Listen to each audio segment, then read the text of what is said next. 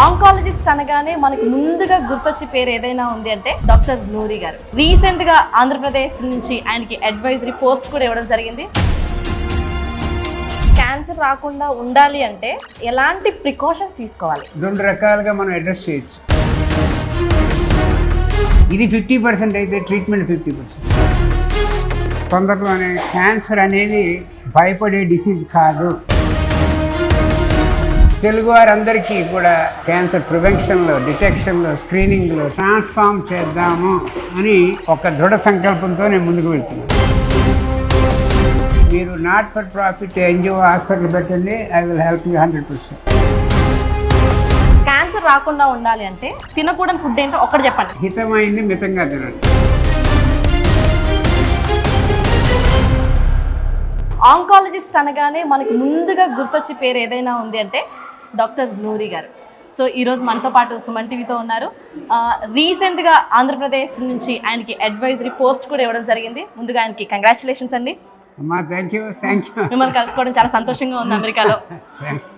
So ఒక డాక్టర్గానే కాదు, మీరు ఎన్నో సేవా కార్యక్రమాలు చేస్తూ, అలాగే అమెరికా వచ్చి 4 దశాబ్దాలు పైనే అయినప్పటికీ కూడా మన ఆంధ్రప్రదేశ్ మీద, అలాగే తెలంగాణ ప్రజల మీద ఆ ప్రేమ ఎప్పటికీ ఉంటుంది.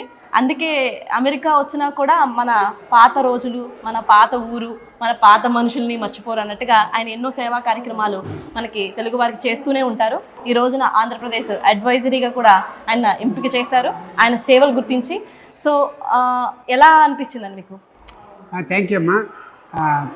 సీఎం గారు, ఆంధ్రప్రదేశ్ చంద్రబాబు నాయుడు గారు అడ్వైజర్ కింద అపాయింట్ చేశారు నన్ను. అది చాలా proud moment for me, both in Andhra and Telangana. I want to help. అందరూ నా సోదరుని అందరూ.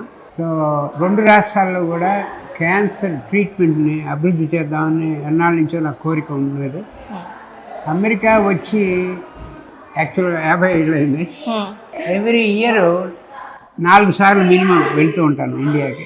వెళ్ళినప్పుడల్లా మన తెలుగు రాష్ట్రాలకు వెళ్ళి ఫ్రీ కన్సల్టేషన్ చేసి, వాళ్ళకి ఏమన్నా కాంప్రహెన్సివ్ క్యాన్సర్ సెంటర్ వాళ్ళకి ఏమన్నా అవసరాలు ఉంటే వాళ్ళకి హెల్ప్ చేసి, టెక్నాలజీలోను ఎక్స్పర్టీజ్లోను చేసి, మన రాష్ట్రాలే కాదు ఇండియాలో ఎవరైనా సరే హాస్పిటల్ పెడతామంటే వాళ్ళకి సహకారం చేసి టెక్నికల్ హెల్ప్ అన్నీ ప్రొవైడ్ చేస్తుంటాను.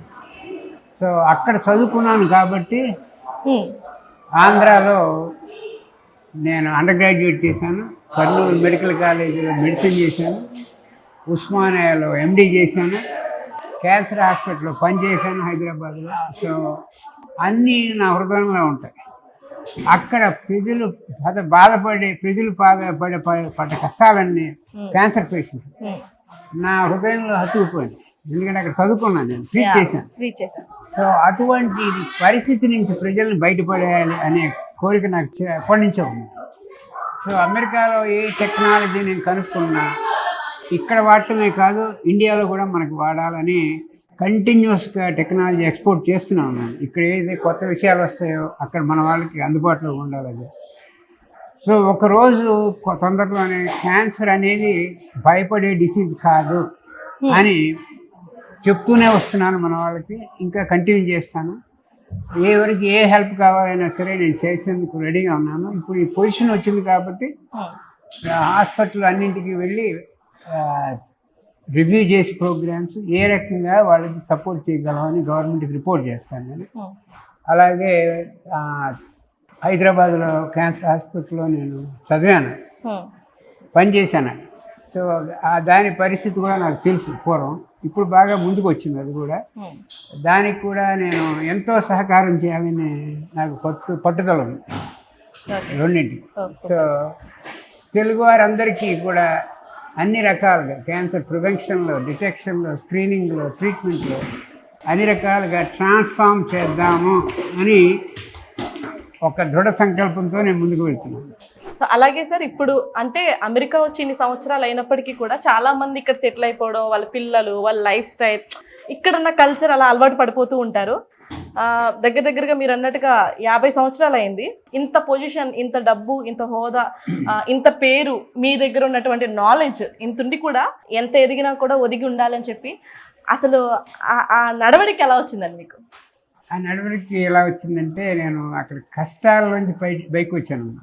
చిన్నప్పుడు జీవితం రోజ్ బెడ్స్ కాదు.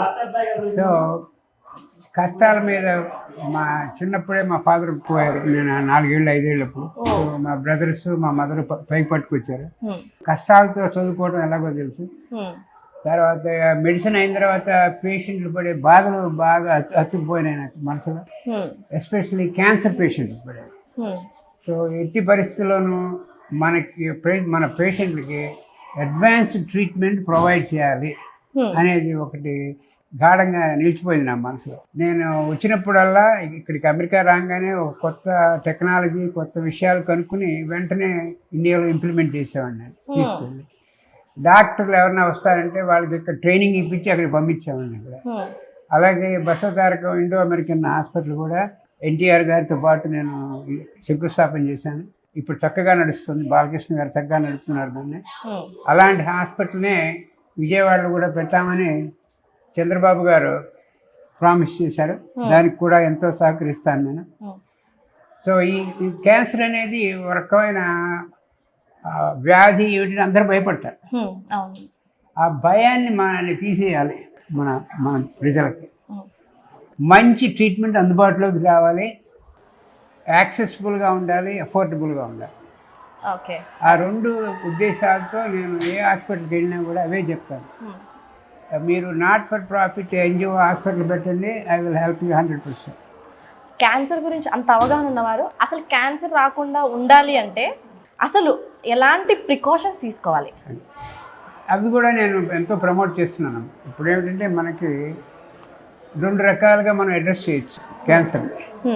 ఒకటి ఉన్న పేషెంట్స్ ట్రీట్మెంట్ ప్రొవైడ్ చేస్తూ పోవటం, హాస్పిటల్ కట్టుకుంటూ పోవటం, కొత్త హాస్పిటల్ అలా కట్టుకుంటూ పోతే ఈ క్యాన్సర్ని జయించలేము మనం. రెండో భాగం ఉంది 50%. ఏమిటంటే ప్రజల్లో అవగాహన తీసుకురావాలి, అవేర్నెస్ తీసుకురావాలి, స్క్రీనింగ్ చేయాలి, ఎర్లీ డిటెక్షన్ చేయాలి, ప్రివెన్షన్. ఇది 50% అయితే ట్రీట్మెంట్ 50%. తర్వాత ఎర్లీగా వెళ్ళండి, స్క్రీనింగ్కి వెళ్ళండి. ఆడ మగ కూడా పర్టికులర్ ఏజ్ గ్రూప్లో ఎర్లీగా క్యాన్సర్ని కనుక పట్టుకోగలిగితే 99% క్యూర్ చేయొచ్చు. క్యూర్ చేయడమే కాక అది treatment is also very simple and very easy. మరీ అడ్వాన్స్డ్ అయితే కాంప్లికేటెడ్, తర్వాత లక్షలాది రూపాయలు ఖర్చులు అవుతాయి దానికి. ఎర్లీగా పట్టుకుంటే ఈజీగా ట్రీట్ చేయొచ్చు, ఈజీగా క్యూర్ చేయొచ్చు. సో ఈ రెండింటినీ నేను ముందుకు తీసుకెళ్తున్నాను. ఈ 50% ఆ 50%. Health education, awareness, screening, early detection, prevention. ఇక్కడ providing advance cancer care for patients who already have cancer. So ఈ రెండింటిని సమానంగా నడిపిన రోజునే మనం క్యాన్సర్ అనే క్రైసిస్ని కంట్రోల్ చేయగలం. క్యాన్సర్ని ఇదే నేను టైమ్స్ ఆఫ్ ఇండియాలో కూడా ఒక ఆర్టికల్ రాశాను. Panchamrut solution to address cancer crisis in India అని 5 మార్గాలు చెప్పాను. అది టైమ్స్ ఆఫ్ ఇండియాలో చదువుకోవచ్చు అందరూ. డాక్టరే ఫస్ట్ మనకి దేవుడితో సమానం. అలాంటి నూరి గారికి అమెరికాలో ఒక టెంపుల్ కూడా పెట్టారు. ఎందుకు టెంపుల్ పెట్టాలనిపించింది? ఎందుకంటే నేను చిన్నప్పటి నుంచి షిరిడి సాయిబాబా భక్తుడిని. అందులో మా ఇంట్లో స్పిరిచువాలిటీ, ఫిలాసఫీ, రిలీజియన్ ఇవన్నీ చాలా ఎక్కువ ఉండేవి మాకు. మా ఫాదర్కి, బ్రదర్స్కి, మదర్కి, అందరికీ. ఓకే, పురాణాలు చెప్పటం. మా ఫాదర్ చిన్నప్పుడే వెళ్ళిపోయారు. ఆయన ఉన్నంతకాలం పురాణాలు చెప్తూ ఉండేవాళ్ళు. స్కూల్ టీచర్ అయ్యి ఉండేవి. ఓకే. సో ఇది ఇంటిలో బాగా పట్టింది, నాకు బాగా మనసుకు పట్టుకుంది. సో షిరిడి బాబా భక్తుడు అవతంతో కూడా ఇక్కడ అందరికీ ప్రొవైడ్ చేయాలి ఒక మందిరం, ఒక టెంపుల్ అని చెప్పి ఫస్ట్ టెంపుల్ నేను ఫస్ట్ మందిర్ పెట్టాను అమెరికాలో 25 ఏళ్ల క్రితం. మే 31న సిల్వర్ జూబ్లీ సెలబ్రేషన్ చేసుకుంటున్నాను, 25 years. అయితే ఫైనల్గా క్యాన్సర్ రాకుండా ఉండాలి అంటే ముందుగా తినకూడని ఫుడ్ ఏంటో ఒక్కటి చెప్పండి మా వాళ్ళ కోసం. దానికి తెలుగులో చెప్పాలంటే అన్ని మోడరేషన్లో తినాలమ్మా. మోడరేషన్ అంటే చెప్తారు కదా, హితమైంది మితంగా తినాలి. ఏదైతే whatever you like the most, eat it in moderation. If you want to take little drink, take it in moderation. తినాల్సింది ఏమిటంటే fibre, leafy fibre, vegetables, fibre food, vegetable food,